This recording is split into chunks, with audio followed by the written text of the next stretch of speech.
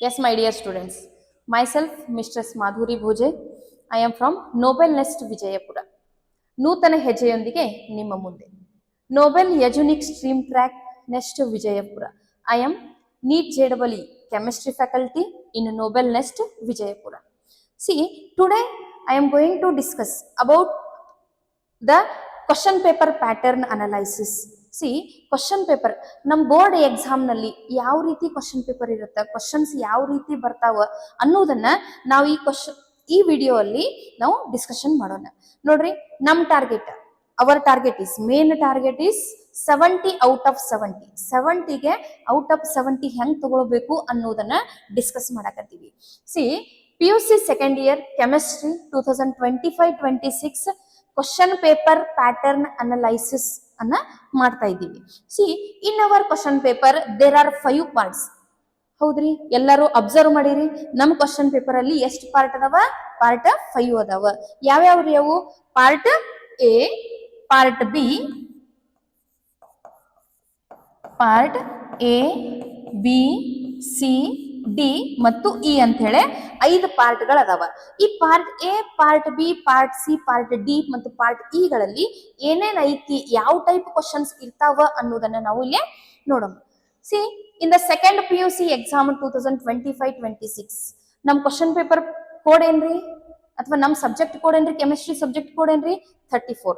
Hour chemistry subject code is 34 and chemistry model question paper pattern. Here in our question paper, ನಮ್ question paper ಅಲ್ಲಿ ಎಷ್ಟು marks ಇರ್ತಾವ? Maximum ಎಷ್ಟು marks ಇರ್ತಾವಪ್ಪ ಅಂದ್ರ 105. ನೋಡ್ರಿ, ನಮ್ ಕ್ವಶನ್ ಪೇಪರ್ ಅಲ್ಲಿ ನೀವು ಅಬ್ಸರ್ವ್ ಮಾಡಿರೋ ಇಲ್ಲೋ ಗೊತ್ತಿಲ್ಲ, ಬಟ್ ನಮ್ ಕ್ವಶನ್ ಪೇಪರ್ ಅಲ್ಲಿ ಎಷ್ಟು ಮ್ಯಾಕ್ಸಿಮಮ್ ಎಷ್ಟು ಮಾರ್ಕ್ಸ್ ಕ್ವಶನ್ ಪೇಪರ್ ಇರ್ತೈತಪ್ಪ ಕೆಮಿಸ್ಟ್ರಿದು ಅಂದ್ರ 105 ಮಾರ್ಕ್ಸ್ ಗಳ ಕ್ವಶನ್ ಪೇಪರ್ ಇರ್ತೈತಿ. ಅದ್ರೊಳಗೆ ನಾವು ತಗೋಬೇಕಾಗೋದು ಎಷ್ಟ್ರಿ? ಮ್ಯಾಕ್ಸಿಮಮ್ ಸ್ಕೋರಿಂಗ್ ಮಾರ್ಕ್ಸ್ ಎಷ್ಟು? 70 ತಗೋಬೇಕು. ನೋಡ್ರಿ, 105 ಕ್ವಶನ್ಸ್, 105 ಮಾರ್ಕ್ಸ್ ಗಳಲ್ಲಿ ನಾವು ತಗೊಳ್ಬೇಕಾದದ್ದು 70 ಮಾರ್ಕ್ಸ್ ಅಷ್ಟೇ. ಇನ್ನ 35 ಮಾರ್ಕ್ಸ್ ಎಕ್ಸ್ಟ್ರಾ ಕ್ವಶನ್ಸ್ ಇರ್ತಾವ. ಅಂದ್ರ 50% ಎಕ್ಸ್ಟ್ರಾ ಕ್ವಶನ್ಸ್ ಕೊಟ್ಟಿರ್ತಾರ. ಅಷ್ಟು 50% ಎಕ್ಸ್ಟ್ರಾ ಕ್ವಶನ್ಸ್ ಕೊಟ್ಟಲ್ಲಿ ನಾವು ತಗೊಳ್ಬೇಕಾಗಿದ್ದು ಬರೇ 70 ಮಾರ್ಕ್ಸ್. ಹೌದಾ? ಈಗ ಪಾರ್ಟ್ ಎ ಅಲ್ಲಿ ಏನೈತಿ, ಪಾರ್ಟ್ ಬಿ ಅಲ್ಲಿ ಏನೈತಿ, ಪಾರ್ಟ್ ಸಿ ಅಲ್ಲಿ ಏನೈತಿ ಅಂತ ಹೇಳಿ ಪಾರ್ಟ್ ಪ್ರಕಾರ ನಾವು ನೋಡ್ಕೊತ ಹೋಗೋಣ. ಪಾರ್ಟ್ ಎ ಅಲ್ಲಿ ಪಾರ್ಟ್ ಎ ಅಲ್ಲಿ ಎಷ್ಟು ಕ್ವಶನ್ಸ್ ಇರ್ತಾವ? ಮೇನ್ 2 ಕ್ವಶನ್ಸ್ ಇರ್ತಾವ. ಮೇನ್ ರೀ, ನಮ್ಮ ಮೇನ್ ಕ್ವಶನ್ಸ್ ಇರುವ ಎಷ್ಟು? 2. Question number 1, question number 2. ಇವು ಮೇನ್ ಕ್ವಶನ್ ಅಂತ ಕನ್ಸಿಡರ್ ಮಾಡ್ತೀವಿ. ಕ್ವಶನ್ ನಂಬರ್ 1 ಅಲ್ಲಿ ಏನೈತ್ರಿ? Select the correct option from the given choices. ನಾವು ಕೊಟ್ಟಂತಹ ಆಪ್ಷನ್ ಗಳಲ್ಲಿ ಅಪ್ರೋಪ್ರಿಯೇಟ್ ಆಗಿದ್ದು ಅಥವಾ ಒಂದು ಕರೆಕ್ಟ್ ಆನ್ಸರ್ ಅನ್ನ ಚೂಸ್ ಮಾಡ್ಬೇಕು. ಇಂಥ ಕ್ವಶನ್ ಗಳಿಗೆ ನಾವು ಜನರಲ್ ಆಗಿ ಏನಂತ ಕರಿತೀವ್ರಿ? MCQ ಕ್ವಶನ್ಸ್ ಅಂತ ಕರಿತೀವಿ. ಹೌದಾ? ನೋಡ್ರಿ, ನಮ್ question part A question paper ಒಳಗ ಪಾರ್ಟ್ ಎ ಒಳಗ ಮೇನ್ ಕ್ವಶನ್ ನಂಬರ್ 1 ಒಳಗ ಎಷ್ಟು ಕ್ವಶನ್ ಅದಾವ? ಟೋಟಲ್ 15 ಕ್ವಶನ್ಸ್ ಅದಾವ. ಆ 15 ಕ್ವಶನ್ ಗಳು ಏನಾಗ್ಯಾವ್ರಿ? MCQ ಆಗ್ಯಾವ. ನೋಡ್ರಿ, ಕ್ವಶನ್ ಪೇಪರ್ ಅಲ್ಲಿ ಕ್ವಶನ್ ನಂಬರ್ 1 ಇಂದ ಕ್ವಶನ್ ನಂಬರ್ 15 ವರೆಗೆ ನಮ್ಗೆ ಏನ್ ಸಿಗ್ತಾವ್ರಿ? MCQ ಕ್ವಶನ್ ಗಳು ನೋಡಾಕ್ ಸಿಗ್ತಾವ. ಇನ್ನೊಂದು ಅದೇ ಪಾರ್ಟ್ ಎ ಒಳಗ ಕ್ವಶನ್ ನಂಬರ್ 2 ಒಳಗ ನಮ್ಮ ಮೇನ್ ಕ್ವಶನ್ ನಂಬರ್ 2 ಏನ್ ಹೇಳ್ತದ್ರಿ? fill in the blanks by choosing the appropriate word from those given in the brackets. ನೋಡ್ರಿ, ಬ್ರಾಕೆಟ್ ಒಳಗ ಅಪ್ರೋಪ್ರಿಯೇಟ್ 5 ವರ್ಡ್ಸ್ ಅನ್ನ ಕೊಟ್ಟಿರ್ತಾರ. ಆ 5 ವರ್ಡ್ಸ್ 5 ಕೊಟ್ಟಿರ್ತಾರ್ರಿ, ಒಮ್ಮೆ 6 ಕೊಟ್ಟಿರ್ತಾರ. Don't get confuse. ಒಂದ್ ಎಕ್ಸ್ಟ್ರಾ ಕೊಟ್ಟಿರ್ತಾರ, ಸುಮ್ ಕನ್ಫ್ಯೂಸ್ ಮಾಡಕ್ ಅಂತ ಕೊಟ್ಟಿರ್ತಾರ, ಅಥವಾ 5 ಕೊಟ್ಟಿರ್ತಾರ ಒಮ್ಮೆ. ಹೌದಾ? ಆ 5 ಅಪ್ರೋಪ್ರಿಯೇಟ್ ವರ್ಡ್ಸ್ ಗಳಲ್ಲಿ ನಮ್ಗೆ ಏನ್ ಬರಿಬೇಕಾಗಿತ್ತು? ನಾವು ಆನ್ಸರ್ ಒಂದ್ correct answer fill in the blanks. First ಗೆ ಯಾವ್ದು ವರ್ಡ್ ಬರುತ್ತ ಅದ್ರೊಳಗಿಂದ ಅಂತ ಹೇಳಿ. ಇದರ ಅರ್ಥ ಕೇಳ್ರಿ, ನಮಗ ಫಿಲ್ ಇನ್ ದ ಬ್ಲಾಂಕ್ಸ್ ಅಲ್ಲಿ 16ನೇ ಕ್ವಶನ್ ಇಂದ 20ನೇ ಕ್ವಶನ್ ವರೆಗೆ ಏನಿರ್ತಾವ? ಫಿಲ್ ಇನ್ ದ ಬ್ಲಾಂಕ್ಸ್ ಇರ್ತಾವ. ನೆನ್ಪಿಟ್ಕೋರಿ, ಒಂದನೇ ಕ್ವಶನ್ ನಂಬರ್ 1 ರಿಂದ ಕ್ವಶನ್ ನಂಬರ್ 15 ವರೆಗೆ, ಅಥವಾ question number 1 to question number 15 MCQ ಇರ್ತಾವ. Question number 16 to question number 20 ಏನಿರ್ತಾವ್ರಿ? ಫಿಲ್ ಇನ್ ದ ಬ್ಲಾಂಕ್ಸ್ ಇರ್ತಾವ. ಇನ್ನೊಂದು ಇಂಟ್ರೆಸ್ಟಿಂಗ್ ಪಾರ್ಟ್ ಅಂದ್ರ ಕ್ವಶನ್ ಪೇಪರ್ ಅಲ್ಲಿ ಈ 20 ಮಾರ್ಕ್ಸ್ ಗಳಿಗೆ, ಈ 20 ಮಾರ್ಕ್ಸ್ ಕ್ವಶನ್ ಗಳಿಗೆ ಆನ್ಸರ್ ಕ್ವಶನ್ ಪೇಪರ್ ಅಲ್ಲಿನ ಐತಿ. ನಾವು ಏನ್ ಮಾಡಲ್ರಿ? ಅದನ್ನ ಥಿಂಕ್ ಮಾಡಲ್ಲ. ನೋಡ್ರಿ, 70 ಮಾರ್ಕ್ಸಿಗೆ 20 ಮಾರ್ಕ್ಸಿಗೆ ಆನ್ಸರ್ ಕ್ವಶನ್ ಪೇಪರ್ ಅಲ್ಲಿನ ಇರ್ತೈತಿ. ಆದ್ರೆ ನಾವೇನ್ ಮಾಡ್ತೀವಿ? ಅದನ್ನ ನೆಗ್ಲೆಕ್ಟ್ ಮಾಡಿಬಿಡ್ತೀವಿ. ಅದಕ್ಕಾಗಿ ಸ್ವಲ್ಪ ಥಿಂಕ್ ಮಾಡಿ, ವಿಚಾರ ಮಾಡಿ ನಾವು ಅದ್ರೋಗ ಕ್ವಶನ್ ಕೊಟ್ಟಿರ್ತಾರ, ಕ್ವಶನ್ ಕೆಳಗ ಆನ್ಸರ್ಸ್ ಆಪ್ಷನ್ಸ್ ಕೊಟ್ಟಿರ್ತಾರ, ಅದ್ರೊಳಗಿಂದ ಚೂಸ್ ಮಾಡಿ ಬರಿಬೇಕಾಗೈತಿ. ಇದರ ಅರ್ಥ ಟೋಟಲ್ 70 ಮಾರ್ಕ್ಸ್ ಒಳಗ 20 ಮಾರ್ಕ್ಸಿಗೆ ಆನ್ಸರ್ ನಮ್ಗೆ ಎಲ್ಲಿ ಇರ್ತೈತ್ರಿ ಕ್ವಶನ್ ಪೇಪರ್ ನಲ್ಲಿನ ಇರ್ತೈತಿ. ಇದೇ ಪಾರ್ಟ್ ಎ ಒಳಗನ ಇರ್ತೈತಿ. ಹೌದಾ? ಹಂಗಾದ್ರ ನಾವು ಪಾರ್ಟ್ ಎ ಕ್ವಶನ್ ಪಾರ್ಟ್ ಅನ್ನ ನಾವು ಕೇರ್ಫುಲ್ ಆಗಿ ನಾವು ತಗೊಂಡು ಹೋಗ್ಬೇಕು. ತಿಳಿತಾ? ಈಗ next will move towards part B. ಹಂಗಾದ್ರ ಪಾರ್ಟ್ ಬಿ ಅಲ್ಲಿ ಏನೈತ್ರಿ? ಪಾರ್ಟ್ ಬಿ ಅಲ್ಲಿ ಏನೈತಪ್ಪ ಅಂದ್ರ ನೋಡ್ರಿ, ಪಾರ್ಟ್ ಬಿ ಸ್ಟಾರ್ಟ್ ಆಗುದು ಮೇನ್ ಕ್ವಶನ್ ನಂಬರ್ 3 ಇಂದ. ಈ ಮೇನ್ ಕ್ವಶನ್ ನಂಬರ್ 3 ಅಲ್ಲಿ ಏನೈತ್ರಿ? Answer any 3 of the following, each question carries 2 marks. ನೋಡ್ರಿ, ಪಾರ್ಟ್ ಬಿ ಅಲ್ಲಿ ಮೇನ್ ಕ್ವಶನ್ ನಂಬರ್ 3 ಅಲ್ಲಿ answer any 3 of the following, ಯಾವ್ದಾದ್ರೂ 3 ಕ್ವಶನ್ ಗಳಿಗೆ ಮಾತ್ರ ನಾವು ಆನ್ಸರ್ ಮಾಡಬೇಕು. ಪ್ರತಿಯೊಂದು ಕ್ವಶನ್ ಎಷ್ಟು ಮಾರ್ಕ್ಸ್ ಅನ್ನ ಹೊಂದಿದ್ರಿ? 2 ಮಾರ್ಕ್ಸ್. ಅಂದ್ರ ಟೋಟಲ್ ಪಾರ್ಟ್ ಬಿ ಇದ್ದು ನಮ್ದು 6 ಮಾರ್ಕ್ಸ್ ಇದ್ದು. ಪಾರ್ಟ್ ಬಿ ಅಲ್ಲಿ ನಾವು ಎಷ್ಟು ಮಾರ್ಕ್ಸ್ ಸಿಗ್ತಾವ್ರಿ? 6 ಮಾರ್ಕ್ಸ್. ಆದ್ರ ನಮಗ್ ಪಾರ್ಟ್ ಬಿ ಇರೋದು ಎಷ್ಟು ಮಾರ್ಕ್ಸ್ ಇರ್ತೈತಪ್ಪ ಅಂದ್ರೆ 10 ಮಾರ್ಕ್ಸ್. ಅಂದ್ರೆ 5 ಕ್ವಶನ್ಸ್ ಇರ್ತಾವ. 5 into 2 10 ಮಾರ್ಕ್ಸ್ ಇರ್ತೈತಿ. ನಾವು ಬರಿಬೇಕಾದದ್ದು ಬರೇ 3 ಕ್ವಶನ್ಗೆ ಆನ್ಸರ್ಸ್. ಹೌದಾ? ಈಗ ಮಕ್ಕಳ ನೋಡ್ರಿ, ಬಹಳ ಕೇರ್ಫುಲ್ ಆಗಿ ಕ್ವಶನ್ ಪೇಪರ್ ಬ್ಲೂ ಪ್ರಿಂಟ್, ಈ ಕ್ವಶನ್ ಪೇಪರ್ ಬ್ಲೂ ಪ್ರಿಂಟ್ ಅನ್ನ ನೋಡಿದ್ರಿ ಅಂದ್ರ ನಿಮ್ಗ ಕಾನ್ಫಿಡೆನ್ಸ್ ಬರ್ತೈತ್ರಿ. ನಾನು 70 out of 70 ತಗೋಬಹುದಲ್ಲ ಅನ್ನೋದು. ಸೊ ಅದಕ್ಕಾಗಿ please concentrate on the question paper pattern. Next, ಈಗ ನಿಮ್ಗೊಂದು ಕ್ವಶನ್ ಇರ್ಬೇಕ್ರಿ, ಮೇಡಮ್ ಎಲ್ಲ ಆಯ್ತ್ರಿ, ಓಕೆ, ಇಷ್ಟು ಕ್ವಶನ್ ಇಂದ ಕ್ವಶನ್ ನಂಬರ್ 21 ಇಂದ ಕ್ವಶನ್ ನಂಬರ್ 25 ವರೆಗೆ 2 ಮಾರ್ಕ್ಸ್ ಕ್ವಶನ್ಸ್ ಬರ್ತಾವು ಅಂತ ಹೇಳಿದ್ರಿ. ಮೇಡಮ್ ಯಾವ ಚಾಪ್ಟರ್ ಇಂದ ಬರ್ತಾವ್ರಿ? ಬಹಳಷ್ಟು ಸ್ಟೂಡೆಂಟ್ ಕ್ವಶನ್ ಇದು. ಮೇಡಮ್ ಯಾವ ಚಾಪ್ಟರ್ ಕ್ವಶನ್ಸ್ ನಾವು ಇಲ್ಲಿ ಎಕ್ಸೆಪ್ಟ್ ಮಾಡಬಹುದು ಅಂತ ಹೇಳಿ ಅದನ್ನ ನಾ ಹೇಳ್ತೀನಿ. ಬಟ್ ನಾನು ನೆಕ್ಸ್ಟ್ ವಿಡಿಯೋಲ್ಲಿ, ಮುಂದಿನ ವಿಡಿಯೋಲ್ಲಿ ನಾವು ಅದನ್ನ ಡಿಸ್ಕಸ್ ಮಾಡ್ತೀನಿ. ಯಾವ ಕ್ವಶನ್ಸ್ ಯಾವ ಚಾಪ್ಟರ್ ಇಂದ ಬರ್ತಾವ, ಯಾವ ಪಾರ್ಟ್ ಒಳಗ ಅನ್ನೋದ I will discuss in the next video. Next ಮುಂದಿನ ಪಾರ್ಟ್ ಸಿ ಹೋಗೋಣ. ಪಾರ್ಟ್ ಸಿ ಅಲ್ಲಿ ಏನೈತ್ರಿ? ಪಾರ್ಟ್ ಸಿ ಅಲ್ಲೇ ಆನ್ಸರ್ ನೋಡ್ರಿ, ಪಾರ್ಟ್ ಸಿ ಸ್ಟಾರ್ಟ್ ಆಗೋದು ಮೇನ್ ಕ್ವಶನ್ ನಂಬರ್ 4 ಇಂದ. ಹೌದಾ? ಮೇನ್ ಕ್ವಶನ್ ನಂಬರ್ 4 ಅಲ್ಲಿ ಏನೈತ್ರಿ? Answer any 3 of the following, each question carries 3 marks. ನೋಡ್ರಿ, ಪಾರ್ಟ್ ಸಿ ಒಳಗ 2 ಕ್ವಶನ್, ಮೇನ್ 2 ಕ್ವಶನ್ಸ್ ಬರ್ತಾವ. ಯಾವ್ಯಾವ್ರಿ? Question number 4 and question number 5. Part C ಒಳಗ question number 4 and question number 5 main 2 questions ಬರ್ತಾವ. 2 question ಒಳಗ ನೋಡ್ರಿ, ಕ್ವಶನ್ ಪೇಪರ್ ಇಷ್ಟು ಚೆನ್ನಾಗಿ ಸೆಟಪ್ ಮಾಡ್ಯಾರಪ್ಪ ಅಂದ್ರ ನಾವು ಬಹಳ ಇಂಟ್ರೆಸ್ಟ್ ಇಂದ ನಾವು ಆನ್ಸರ್ ಮಾಡಬಹುದು. ನೋಡ್ರಿ, ಇನ್ಆರ್ಗ್ಯಾನಿಕ್ ಕೆಮಿಸ್ಟ್ರಿದು ಕ್ವಶನ್ಸ್ ಬ್ಯಾರೆ, ಫಿಸಿಕಲ್ ಕೆಮಿಸ್ಟ್ರಿದು ಕ್ವಶನ್ಸ್ ಬ್ಯಾರೆ. 3 ಮಾರ್ಕ್ಸ್ ಗಳಲ್ಲಿನೇ ಅದ್ರೊಳಗೂ ಒಂದು ಇನ್ಆರ್ಗ್ಯಾನಿಕ್ ಕೆಮಿಸ್ಟ್ರಿ ಕ್ವಶನ್ಸ್ ಕೊಟ್ಟಾರ, ಇನ್ನೊಂದು ಫಿಸಿಕಲ್ ಕೆಮಿಸ್ಟ್ರಿ ಕ್ವಶನ್ಸ್ ಕೊಟ್ಟಾರ. ಕ್ವಶನ್ ನಂಬರ್ ನಮಗ 4 ಏನ್ ಹೇಳ್ತೈತಪ್ಪ ಅಂದ್ರ, C answer any 3 of the following. ನಮ್ಗೆ ಎಷ್ಟು ಕೊಟ್ಟಿರ್ತಾರ್ರಿ? ಔಟ್ ಆಫ್ 5 ಒಳಗ 5 ಕ್ವಶನ್ಸ್ ಕೊಟ್ಟಿರ್ತಾರ. ಪಾರ್ಟ್ ಸಿ ಅಲ್ಲಿ ಕ್ವಶನ್ ನಂಬರ್ 4 ಅಲ್ಲಿ ಅದು ಯಾವ್ದು ಕಾನ್ಸೆಪ್ಟ್ ಇಂದ?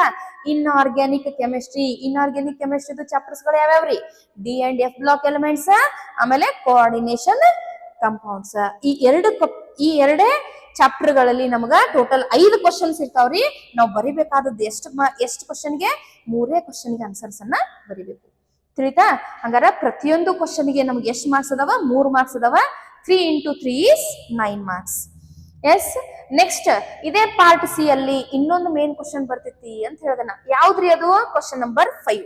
That is answer any 2 of the following, each question carries 2 marks. ಕೇಳ್ರಿ, ಇದು ಫಿಸಿಕಲ್ ಕೆಮಿಸ್ಟ್ರಿದು. ನಾ ಮೇಲೆ ಕ್ವಶನ್ ನಂಬರ್ 4 ಬಗ್ಗೆ ಮಾತಾಡಿದ್ದು ಇನ್ಆರ್ಗ್ಯಾನಿಕ್ ಕೆಮಿಸ್ಟ್ರಿ, ಬಟ್ ಇಲ್ಲಿ ಕ್ವಶನ್ ನಂಬರ್ 5 ಬಗ್ಗೆ ಮಾತಾಡಕತ್ತಿದ್ದು that is physical chemistry. Physical ಕೆಮಿಸ್ಟ್ರಿದು 4 ಕ್ವಶನ್ಸ್ ಕೊಟ್ಟಿರ್ತಾರ್ರಿ. ಆ 4 ಕ್ವಶನ್ ಅಲ್ಲಿ ನಾವು ಬರಿಬೇಕಾದದ್ದು 2 ಕ್ವಶನ್ಗೆ ಆನ್ಸರ್.